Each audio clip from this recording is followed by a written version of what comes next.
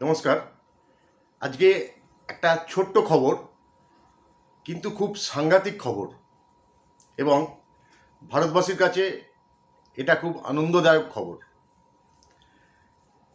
গত 3 দিন ধরে পাকিস্তানে 3টে আর্থকোয়েক হয়েছে, 3টে ভূমিকম্প হয়েছে।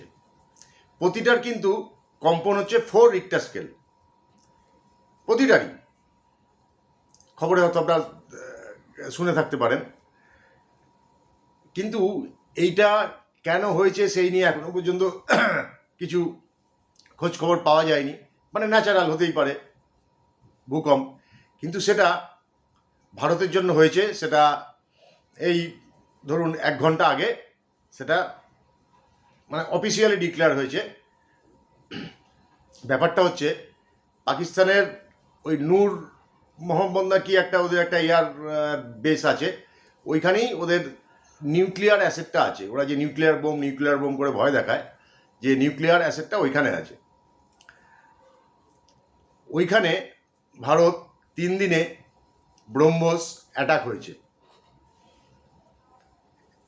ওই ব্রহ্মোস অ্যাটাকের পরেই ওই ভূকম্পটা 4 রিক্টার স্কেলে ধরা পড়েছিল। তখন কেউ বুঝতে পারেনি, ভারতও কোনো সময় ডিক্লেয়ার করেনি। কিন্তু আজকে ইউএসএ থেকে, মানে আমেরিকা থেকে, ওদের মানে নিউক্লিয়ার যারা ওই টেস্ট করে পরমাণু বিকিরণ যে হচ্ছে কিনা, তারা এসেছে, রাওয়ালপিন্ডিতে নেমে তারা স্পটে গিয়ে ওইখানে কিন্তু হাওয়াতে, মানে বাতাসে নিউক্লিয়ার যে যে আর কি রেডিয়েশনটা, রেটা ওরা কিন্তু পেয়েছে। মানে ওরা সেটা পরীক্ষা নিরীক্ষা করে ওরা বলেছে যে একটা সাইড ক্ষতিগ্রস্ত হয়েছে, সেখান দিয়েই লিক করছে। ভারত কিন্তু একটা সাইড করেছে। এই নিউক্লিয়ারটা কিন্তু আমেরিকাই পাকিস্তানকে দেয়াতে সাহায্য করেছিল। সুতরাং তারাই এসে টেস্ট করে রিপোর্ট দিয়েছে যে ওইখান থেকে লিক করছে।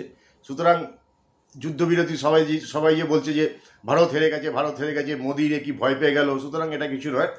এটা একটু সময় দেয়া, যে তোমরা এই ক্ষতটা তোমরা কিভাবে তৈরি করবে। সুতরাং এর পরের বারে কিছু হলে তখন হয়তো ওই সাইডে নয়, মাঝ বরাবরই অ্যাটাক হবে। যাক, এইটা একটা ছোট্ট কিন্তু ভয়ঙ্কর খবর, সেটা আপনাদের কাছে আজকে দিলাম।